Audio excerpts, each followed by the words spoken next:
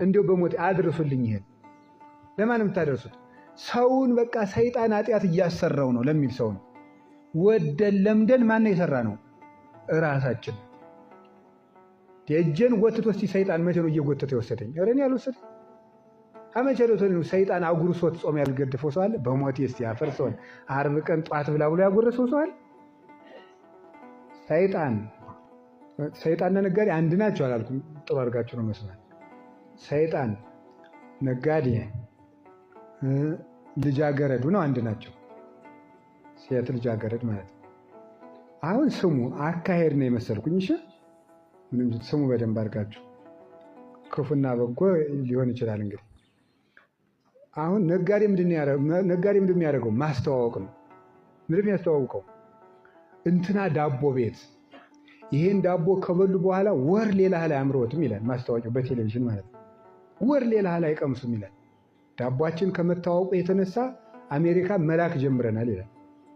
ከዚያ በኋላ አንተ የሮክ ያን ለመግዛት ምን ያደርጋል? ጉጉት ነው የሚፈጥረው ማለት ነው። ያጓጓዋል ማለት ነው። ልብሱን ለምሳሌ ቀሚስ እንድትገዙ እንትና ቡቲክ ይላል በቴሌቪዥን። እንትና ቡቲክ ልብሳችን አንዴ ከተሰፋ ምንም አይፈታም። ሰዎች ከቱርክ ሁሉ እያዘዙ ማሰፋት ጀምረዋል። ውሸት ሁሉ ጨምሮ ማለት ነው። ልዩ ነው ምናምን ብሎ ከዛ ልብሱን እንድትወደው አንዲት ከዚህ ጭኗ በታች የተራቆተች ለብሰው እያለች በቴሌቪዥን ትመጣለች ማለት ነው። ይህ ሁሉ ነገር ምንድን ማጓጓት ነው። አሁን የምግብ አሰራር የሚያስተምረዋል በቴሌቪዥን። 2 ማንኪያ እንትን ታደርጋላችሁ፣ 3 ማንኪያ ሽሮ ትጨምሩበታል፣ 4 ጊዜ የሾርባ እንትን በርበሬ ታደርጉታል። ብዙ አታፈሉትም ምናምን ተደርግና ጎርስና በጣም እንትላለች። ሰው ያን መብላት ያምረዋል ማለት ነው። ይሄ ምንድን ነው? ማጓጓት በሉ እስቲ። ማጓጓት በጣም ጥሩ። ከዚያ የነጋዴ ሀሳብ ነው ማለት ነው። ነጋዴ በቃ እንደዚያ ነው የሚያደርገው። እሺ ግን ጆሮአችሁን ይዞ ሆቴል ያስገባ ሆቴል አለ? በሉ ንገሩኝ እንጂ። እሺ ጆሮአችሁን ይዞ ሻይ ያጠጣችሁ ሻይ ቤት አለ? ጆሮአችሁን ይዞ ጃኬት ይሸጥላችሁ አለ? ማጓጓት ነው። እሺ ደግሞ ልጃገረዲቱ ደግሞ ምን ታደርጋለች? አቅመ ሔዋን ማድረስ ስትጀምር ይሄን ትቀባለች፣ ይሄን ትቀባለች፣ ይሄን ትቀባለች። ያው እኛ ገጠር አለ የከተማዎች ምን እንደሚሉ አናውቅም። ገጠር ያሉ ልጆች ግን እህቶቻችን ሁሉ አለን ብለው ሁሉ ማየት ይጀምራሉ። ደርሻለሁ እንዴት ነው ቁመቴ ብለው ትጥቄ ጥሩ ነው እንደዚህ ብለው በቃ ያሉ ማለት ነው። ይቀባሉ፣ ኩል ይኳላሉ፣ እንሶስላ ይሞቃሉ። ይሄ ምንድነው አይናቸውን ኩል ይቀቡታል። የፈለጉትን ነገር ያደርጋሉ። ግን እኔን ካላገባ አናትክን ነው የምልህ ብላ ታውቃለች። ማጓጓት ነው። አየህ ይኸውልህ አይኗን አይተህ እንድትጓጓ፣ አረማመዷን አይተህ እንድትጓጓ፣ ጥፍሯን አይተህ እንድትጓጓ። አሁን ደግሞ ቢጨንቃቸው መሮ አድርገው ጥፍራቸውን እንዲያርገው ቀብተው ቢያንስ እንደው ፊቴን እንኳን ባይተህ ጥፍሬ ነው ብለው ማለት ነው። በደንብ አድርገው ያግዛል። ይሄ ምን ይባል? ማጓጓት በሉ እንጂ። ሰይጣን ሳም እንደሚያደርገው ማጓጓት ነው። ግን አሁን ቅዱስ ዮሐንስ አፈወርቅ ይላል እኔ እግዚአብሔር ውብ አድርጎ ፈጥሮ ሲያበቃ እኔ ምን አድርግን የሚለኝ ልትለይ ትችላለህ። እግዚአብሔር ውብ አድርጎ ፈጠረ እንጂ ታዲያ ውብ አድርጎ የፈጠራትን እሷን አይተህ በእሷ ከመቅረት የውበቱን ጌታ አታደንቅም ወይ ይላል። ስለዚህ ውበትን ከምትረግም የውበቱን ጌታ ሂድና አግኘው፣ ከዛ ውብ ትሆናለህ። ስለዚህ ውበትን አይተው የሚረግሙ ሰዎች ደካሞች ናቸው። ወይንን የፈጠረውን አትርገም፣ በወይን የተሸነፍከው አንተ ነህ እንጂ የተረገምክ ይላል። ወይን አይደለም ችግሩ፣ በወይን የሚሳሳተው ነው እንጂ። እሺ ሰይጣን ደግሞ ምንድን የሚያደርገው? ማጓጓት ነው። ሰይጣን የሚያስገድድ አይችልም። ይህን ማወቅ አለባቸው። ሰይጣን ማስገደድ ማንንም አይችልም። ምንድን የሚያደርገው ታዲያ? ማጓጓት በሉ እንጂ። አቤት ግድያውን ምን ያደርጋል? ያጓጓል። ክህደው፣ አናቱን በለው፣ የታባቱ ዋጋውን ስጠው፣ ስደበው፣ ሂድና ልክ ልኩን ንገረው። እንዴት ሰድቦህ ይቀራል? ምን አይነት ወራዳ ነኝ! ቢያንስ እንዲህ ሲለኝ እንዲህ ብዬ ለምን አልመለስኩለትም? ስድቡን ሁሉ ያጓጓል። ሂድና ወራድበት ይላል። ማጓጓት ነው። እንቅልፉ ምንድን የሚያደርገው? ማጓጓት። እንዴት እንደሚጣፍጥ ጸሎቱን ትተው ላጥ ቢሉ እንደው መጣፈጡ። ሰይጣን ምን እያደረገን ነው? ይሄን ማጓጓት ነው። ይሄን ምግቡ እንደሚያደርገው ማጓጓት ነው። ሰዓት እንዲሰራ እንደሚያደርገው ማባበል ነው። አሳምሮ ማሳየት፣ አሳምሮ ማሰማት፣ አሳምሮ ማቅረብ ነው እንጂ ሰይጣን ሰውን ማስገደድ አይችልም። ህልመ ዝኔት ሁኜ ቤተ ክርስቲያን ልግባ አይቻልም። በቃ ታጠበህ ግባ ምናምን የሚባል የለም። አራት ነጥብ። እንደዚህ የሚባል መጽሐፍ የለም። የእግዚአብሔርን ስርዓት ማቻቻል ያስቀስፋል፣ ሀገር ያጠፋል፣ ትውልድ ይቀስፋል። አይቻልም። ደግሞ ይመጣና ደግሞ እንዲሁ ተቃቅፈን ነበረ፣ እንዲሁ ተሳስመን ነበረ፣ ተክሊል ይፈቀዳል ይላል። አይቻልም። ችግር የለም፣ አይዞህ ችግር የለም ይላል። አለ ችግር። ምን ታቻችላለህ? ክርስቶስ ችግር የለም ብለዋል እንዴ? አላለም። ካልተቻለ አልተቻለም። ያለህን እዛ አግባ፣ በቃ ይበቃል። ከሌለ የለህም ነው። ሽልማት እኮ ነው። ሳይሮጡ እስቲ ሂድና ኢትዮጵያ ውስጥ ሲሮጡ የነበሩ አትሌቶች እስኪ ጥሩልኝ የምታውቁ ጥሩ። በቃ እሺ የምታውቋቸው ሁሉ እስቲ አሁን እዚህ አብየቱ ጉጭ ብለህ ዝም ብለህ ጠላን እየጠጣ የዚያን ሰውዬ የ42 ኪሎ ሜትር የማራቶን ሜዳሊያ መውሰድ ትችላለህ? አችልም። ተክሊል ድንግልናውን የጠበቀ ሰው ሽልማት ነው። ሳትሮጥ ምንድነው ሸልሙኝ? አሮጥክማ ቤት ነው ያለ። በቃ በቁርባንህ አግባ፣ ጠባይህን አሳምረህ። ይሄንን የወር አበባ ሁኜ ነበር። እሺ እና ደግሞ ልቆርብ ተዘጋጅቼ ነበር። እሺ ልቆርብ ከተዘጋጀው 5 ዓመቴ ነው። እሺ እና ምን ይላልክ? ውጭ መልስ ነው። እንደገና ደግሞ የወር አበባ ሁኜ ነበር እናሳ ክርስትናው ነበረ ዛሬ። እሺ እና እንዴት ላድርግ? እግዚአብሔር ያውቀው የለም ማወቅም ያውቃል፣ በአንተም ያውቅብሃል። የለም እህትሽ ታቅፋ ክርስትና ታስነሳው ቤትሽ ነች። መልሱ ይሄ ነው። ጋብቻው ዛሬ ነበረ። እሺ በተክሊል የሚጋቡ ሰዎች ነበሩ። እሺ ከበሩ ላይ 6 ወር አበባ መጣበት። ውጪ በቃ ድግሱን ብሉ፣ ሌላ ቀን ትቆርባላችሁ። ትዳሩን እግዚአብሔር አልፈቀደውም አይደለም፣ የተፈጥሮ ጉዳይ ነው። ብፁዕ አቡነ እንድርያስ እያስተማሩ በስመ አብ ሲሉ ዝናብ እየዘነበ በስመ አብ ዝናቡ ቀጥ አባታችን ብፁዕ አባታችን በጸሎታቸው ብሎ ጫብ ዝም በል፣ የተፈጥሮ ጉዳይ ነው። የተፈጥሮ ጉዳይ ነው። በቃ ዘነበ ምንድን ይላል የምታጨፈጭፍ ብለው ነው ማለት ነው። ስለዚህ የተፈጥሮ ጉዳይ ነው። ትዳሩን አልፈቀደው የሚገባ ነገር የለም። በቃ ተፈጥሮ ነው። የዚህ ያለት ገጥሟታል። በሌላ ቀን መጋባት። ህግን ማቻቻል የለበትም። በጠበበው ምዕመኑ ይጭነቀውም የሚችለው መቻል የሚሰፋውን መስፋት። ጌታ ምንድን ነው ያለ? በጠበበው ደጅ በሉ እስኪ ምኑ ነው? ምን ባሉ ነው? ግቡ በሉ እንጂ። ስርዓት ማሻሻል፣ ስርዓት መቀነስ ሰው እድሜው እንዲቀነስ ነው የሚያደርገው፣ እንዲቀሰፍ በረከት እንዲያጣ ነው የሚያደርገው። ስርዓተ ቤተ ክርስቲያን ሁሉ ተቆጥራ ተሰፍራ መጠበቅ አለበት። ከቃሉ ጋር ናችሁ? ሰውን ምን እናደርገዋለን? በግሉ እንረዳዋለን። ይሄ ነው በጠበበው ደጅ ግቡ ማለት ያለበት። ከቃሉ ጋር ናችሁ? አሁን ለምሳሌ አባ አቤት እንዲህ ያለ ኃጢአት ገጥሞኝ፣ እሺ ልጄ እግዚአብሔር ይፍታ ቀኑን አይቱ እግዚአብሔር ይፍታ። ለምንድን ነው እግዚአብሔር ይፍታ? መሰጠት አለበት። እራሱ ይመጣና ደግሞ ነገ እንዲሁኝ እግዚአብሔር ይፍታ። አዚ በኋላ ኃጢአቱም ቀላል እንደሆነ እየገባው ነው የሚሄደው። ቀኑናው መሰጠት አለበት። አላችሁ የላችሁም? አንዱ ለምሳሌ አንዱ ምን ይምጣል? ዲያቆን ነበርኩኝ፣ እሺ እንቅፋት ገጥሞኝ ነበረ። ኋላሳ እና አንዲት ሰው ጋር እንደው እንቅፋት ገጥሞኝ ነበረ እናሳ አሁን እንግዲህ ደግሞ ከድንግሊቱ ጋር በተክሊል ኋላሳ ምክንያቱም ያደናግለኛል የሷ ድንግልና። ኧረ የለም ለራሷ ነው ጌታዬ። እና በቀድስ ችግር አለው። በቃ እንደዚህ ነው። የሚቻቻል ነገር የለም። ህግን በህግነቱ ማስከበር ይገባል። ከቃሉ ጋር ናችሁ? ከቃሉ ጋር ናችሁ? እግዚአብሔር ከሁላችን ጋር ይሁን። የወር አበባ ሆነው እሺ እንዲው በውስጥ በኩል ገባ ብዬ ብቆም ችግር አለ? አዎ በቃ እግዚአብሔር የዚያን ሰሞን ሀውጭ ስትወይ ነው ደስ የሚለኝ ካለ ሁኝ እዚያው ምን ጨነቀሽ? በቃ እዚያው መቁ። እንዲው በውስጥ በኩል እናቶች አትጨናነቁ፣ ግባ ይዟችሁ እግዚአብሔር ቸር ነው። በሱ ለፉ በሱ ማን ያለ አላለም። አላችሁ የላችሁም? እንደዚህ ያለ የሚያሻሽል ስርዓት የሚቀንስ ሁሉ ስርዓት አለ በእውነቱ ማለት ነው። ሴቶችን መጽሐፍ አይደለም የሰጠ እግዚአብሔር ነው። ምን ማለት ነው ግን?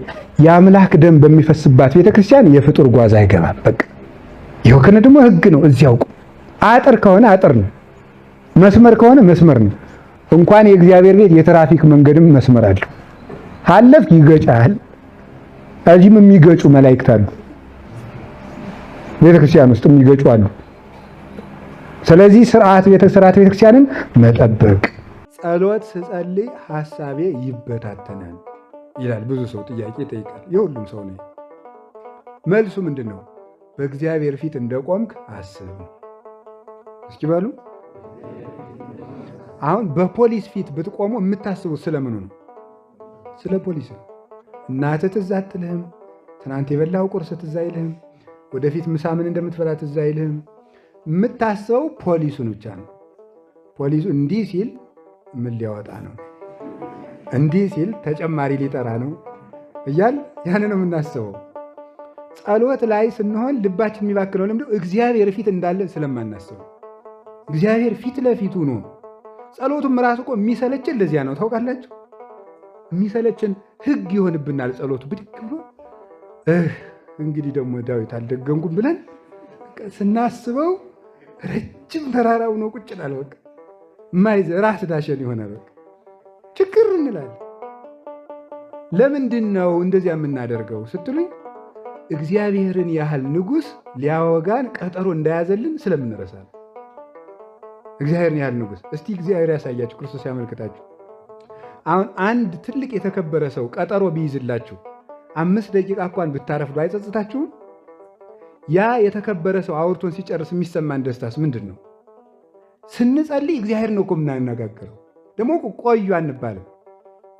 አሁን ለምሳሌ ይህን ሰውዬ ፈልጌ ብሄድ ወይም የሰውዬ እኔን ፈልጌ ብመጣ ከአንድ ሰው ጋር እያወራሁ ከሆነ እነሱ ማውራት ስለማልችል ወይ በኋላ እለዋለሁ ወይ ሳምንት እለዋለሁ ማለት ነው። እግዚአብሔር ግን ሁላችንም በአንድ ጊዜ ያነጋግረናል። ይሄ እድለኛነት እኮ ነው። እግዚአብሔር ሁላችንም ደግሞ አይንቅም እኮ፣ የት እንደመጣንም አይጠይቅም፣ ማን እንደሆንም ደግሞ ዝም ብሎ በየደረጃችን ይሰማል። ጊዜ አይወስንብንም። የሰማይና የምድር ንጉሥ ሚካኤል ገብርኤልን በሰማበት ጆሮዎቹ የእኛን በኃጢአት የላሻ አንደበት ሊሰማ ጊዜ ሲይዝልን እንዴት ያለ ድንቅ ነው! ያንን ነው ማሰብ ማለት። ስለዚህ በዚህ የፍቅር ንጉሥና አባት ፊት እንደቆምን ካሰብ ጸሎት ሕግ መሆኑ ይቀርና ፍቅር መሆን ይጀምራል። ያን ጊዜ የሚሰለቸን ነገር በሙሉ ይለቀንና ንቃት ይይዘናል። ደስ ብሎን እናደርገዋለን ማለት ነው። እንደ ውለታም አንቆጥረውም፣ እንደ ግዴታም አንቆጥረውም። አንድ ምክር ልምከራችሁ። በየትኛውም ደቂቃ የሚጸጽታችሁን ስራ አትስሩ። ተሳድቤ ለ30 ደቂቃ ስሜቴ ይውጣልኝ ወይስ ራሴን ልግራና ክርስቶስ ደስ ይበለው? አልታረቅም ብዬ ክብሬን ጠብቄ ሄጄ ደስ ይበለኝ ለጊዜው ወይስ ታርቄ የሰላም አምላክ ክርስቶስ ከኔ ጋር ይኖር? የሰላም ልጆች ሆነን ምንድነው ሁልጊዜ በሐዘን የምንሰቃየው? ለምን የምንገረፈው? ለምንድነው ሁልጊዜ ስንጸጸት የምናድረው? ለምን ሰላም አይኖረንም እንዴ? ምን ሆነን የምንሰቃየው? እኛ እኮ ውሉደ ሰላም እኮ ነን። ክርስቶስ እኮ ሰላም ነው። የእሱ ልጆች ለምንድነው ሰላም አተን የምናደር? ልብስ እያለን የምንራቆት ለምንድን ነው? ምግብ እያለን የምንከሳ ለምንድን ነው? ፈውስ ዓለም ኢየሱስ ክርስቶስ ተሰቅሎ ጤና የምናጣ ለምንድን ነው? ግን ነፃ የምንወጣው ግን አይምሯችን ሰላም የሚሰማው ተበድለን ይቅርታ ስንል ማሩኝ አላበጀሁም አላወቅኩም እዩብኝ ስንል እንነቃለን። ሰላምን መፈለግ አለብን። ሰላምን የምናገኛት ደግሞ እኛው ልብ ውስጥ። ሰው ዝም ብሎ ሰነፍ አይደለ እየሮጠ ይመጣና ዝም ብሎ ከአንዱ መነኩሴ ከእኔም ጭምር ሰው መስየው ነው አባ እንዲሁ መክሊቴን ንገረኝ። እኔ ምን አውቅልሃለሁ?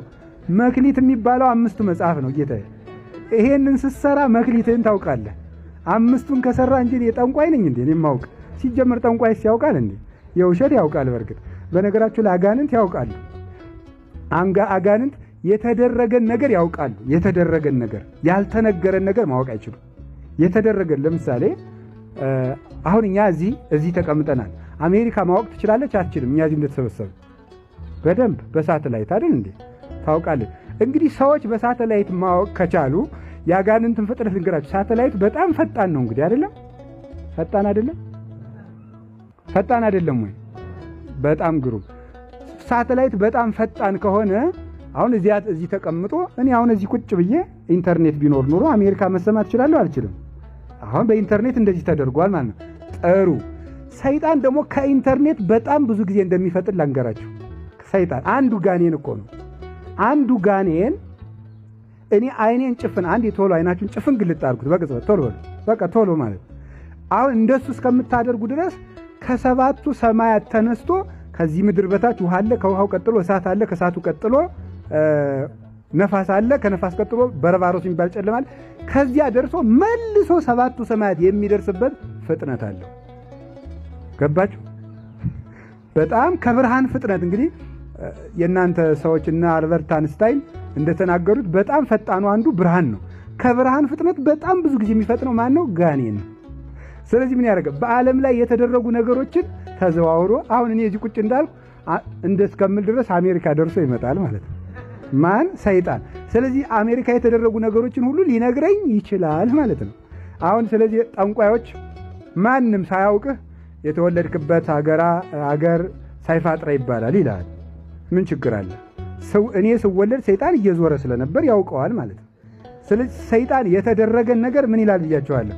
ያውቃል ማለት ነው። ሰይጣን የተደረገን ነገር ስለሚያውቅ ጠንቋዮች እኛ ያልነገርናቸውን ነገር ቢናገሩ ልናደንቃቸው አንችልም። አሁን ወደ ትምህርታችን እንመለስ። 5 መክሊት የሰጠው አለ። 5 መክሊት ምንድን ነው? በሉ ንገሩ እንጂ። 5 ገንዘብ ምን ያደርጋል? ያከብራል፣ ያለብሳል፣ ጤና ይሰጣል፣ ሀብት ይሰጣል። ትታከምበታለህ፣ ቢርብ ትበላለህ፣ ብትራቁት ትለብስበታለህ፣ ከብረህበት ትኖራለህ። ገንዘብ። ኦሪት ምን ታደርግ? ለማቀብ ከኦሪተከ ትበል ከራሜ ከራሜከ። ኦሪትን ብትጠብቃት ድልብ የድልብ ታበላሃለች። ወይ ሰፍፍ ማይበብተ ወይንከ ውስተ ማይድከ። የወይን ዘለላ በማይድህ ሞልቶ ይኖራል፣ ይተርፋል። ወትርየይ እስከ ነሳልስ ወራብ ትውልድ ውሉደ ውሉድከ። እስከ 3 እስከ 4 ትውልድ ድረስ ዕድሜ ጨምራለህ፣ የልጅ ልጅ ዘመን ታያለህ ይላል።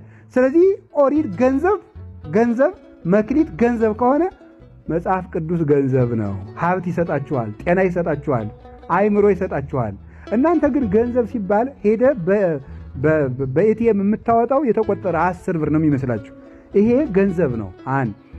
5 የተቀበለው ሰውዬ ስንት አተረፈ? በሞቴ በሉ ንገሩኝ እንጂ 5 አተረፈ። 10 ቃላትን ያዘ ማለት ነው። 10 ይሆናል አይደለም? ይሄ 5ቱ ሕገጋት ውስጥ 10 ቃላትን አትርፎ የሰራ ማለት ነው። ይሄ ሰው ገንዘብ አለ። ሀብት እንዲኖራችሁ ጤና እንዲኖራችሁ ከፈልጋችሁ 10 ቃላትን መጠበቅ። ኢታምልክ ባዕድ አምላክ ዘእንበሌ፣ እኔ በቀር ሌላ አምላክ አታምልክ፣ በሐሰት አትመስክር፣ ሰንበትን አክብር፣ የባልንጀራህን ገንዘብ አትመኝ፣ ወደ ባልንጀራህ ሚስት አትሂድ፣ የእግዚአብሔር የአምላክህን ስም በከንቱ አትጥራ። እነዚህን ቆጥራችሁ ጽፋችሁ ስሯቸው። እነዚህን ስትጠብቋቸው ሀብት ከቤታችሁ ደጅ አንኳኩቶ ይመጣል። እነዚህ ገንዘቦች ናቸው። ማርያም ታማልዳለች። እኔ አማልድ የለ እንዴ? አዛኝ እኔ እኮ አማልዳለሁ። ምን ማለት ይመስላችኋል? እናንተ ታማልዳላችሁ እኮ። ማንኛውም ክርስቲያን ያማልዳል አያማልድም? ማንኛውም ክርስቲያን ያማልዳል። እግዚአብሔር ማረው። ማንኛውም ተመልከቱ፣ በእምነት የሚደረግ ጸሎት ምን ያደርጋል? ኃይል ያደርጋል ብሎ ተጽፏል በመጽሐፍ ቅዱስ። ኃይል ያደርጋል። አንዱ ለባልንጀራው ይጸልይ ተብሏል። ለሚያሳድዷችሁ ምን በሉ ነው ያለ ጌታ። ስለዚህ ምዕመናን ሁሉ ጸልዩላቸው ማለት ያማልዳሉ ማለት እና ለእኛ የተሰጠንን ደግሞ ለማርያም ሊከለክልባት ነው ጭራሽ ለእናቱ። እና እንደው ልንገራችሁ እውነቴን ነው። ሌላውን ሁሉ ተውትና እግዚአብሔርን መውለድን የሚያህል ታምር በሰማይም በምድርም የለም። ለእኔ ታምረ ማርያም የሚያበቃልኝ እዚህ ላይ ነው። ከዚያ በኋላ ገጽ 150 ገጽ 900 ብታመጣ እኔ ጭንቅም አይለኝም። እኔ እመቤታችን ግርም የሚለኝ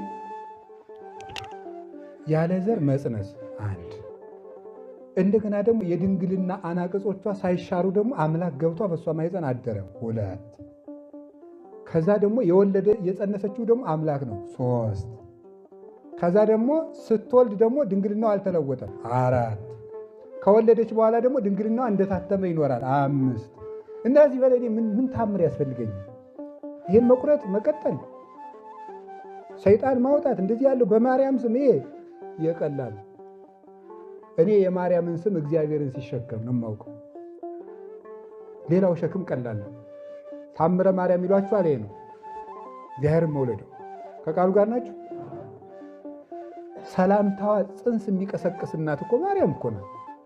ሰላምታዋ ጽንስ የሚቀሰቅስ ደህና ዋላችሁ ስትል ጽንስ የሚንቀሳቀስላት ጽንስ የሚያውቀው ሰላምታ ነው ያለ። ወሰመ ሰማይኩ ቃለኪን ዘትትናገረን፣ አንቺ ስትናገሪ ድምፅሽን በሰማው ጊዜ አንፈራጽ እጓል በውስተ ከርሰው፣ በውስጥ ያለው ጽንስ በደስታ በፍስሐ ወበሐሴት በፍጹም ተድላ ደስታ ዘለለ። ሉቃስ ምዕራፍ 1 ቁጥር 44 ነው።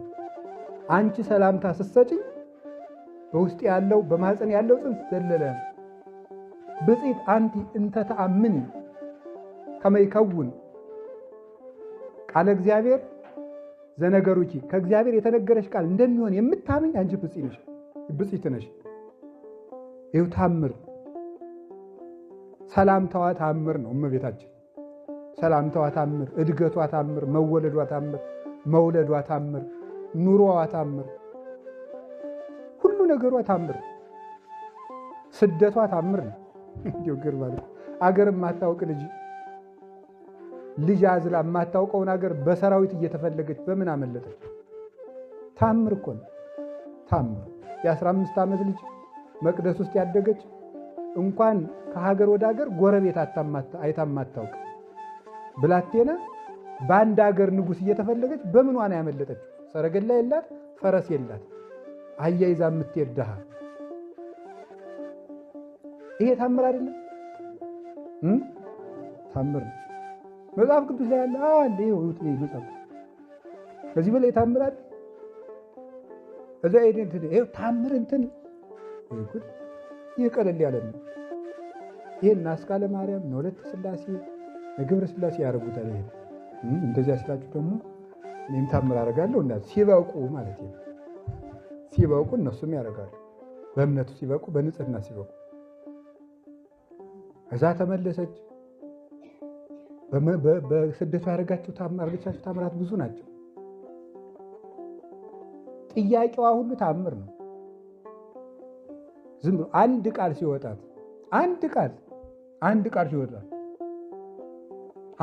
ሲወጣት ታምር ይደረጋል። ወይን እኮ የላቸውም። እስኪ በሉ ወይን እኮ የላቸውም። እንግዳው መጥቶ ያፍራል። ይህ ሁሉ ማብራሪያ የለም። ዝም ብሎ ቃሏ ምንድን ነው? ወይን እኮ የላቸውም ብቻ ነው። ስለዚህ መዓዛ አፏ ከመኮል በልጇ ዘንድ ከአንድ ቦታ የሚወጣው መዓዛ እንደ እንኮይ ይወደድላታል። እስመ ረከብኪ ሞገሰ በኀበ እግዚአብሔር፣ በእግዚአብሔር ዘንድ ባለሟል እና ንግግሯ ግርማና ሞገስ አለው። በእግዚአብሔር ይወደዳል። ከእሷ ቃል ወጥቶ አፍሮ አይመለስም።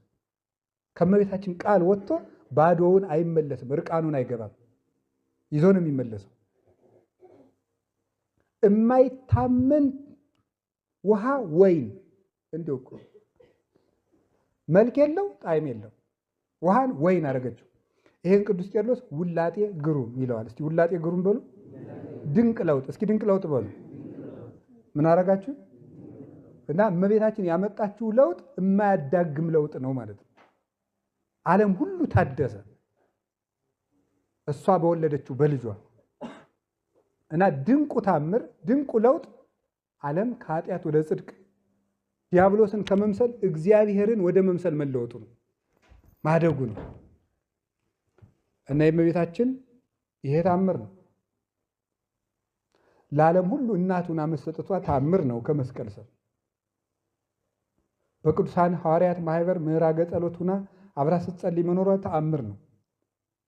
እስክታርፍ ድረስ እነ ቅዱስ አብሮኮሮስ፣ እነ ዲዮናስዮስ ዛሬዎስፋጎስ የቅዱስ ጳውሎስ ደቀ መዝሙር፣ የቅዱስ ጴጥሮስ ደቀ መዝሙር፣ እነ ቅዱስ ኦቤዴስ እነዚህ ሁሉ እንደመሰከሩ 15 ዓመቱን ሁሉ የኖረችው ተአምር እያደረገች ድውያንን እየፈወሰች ልጇ በሄደበት ቦታ ሁሉ እዚህ ላይ ልጅ እንዲህ አድርጎ ነበር እያለች የዳሰሰች የረፍቷ ቀን እንኳን ሂዳ ጌታዬ እንግዲህ ይህንን ዓለም ይብቃኝ ልረፍ ልጄ ወዳጅ አሳረፈኝ ስትለው ጸሎቷን ስትጨርስ የደብረ ዘይት ወይራዎች ሁሉ አሜን ይሏት ነበር።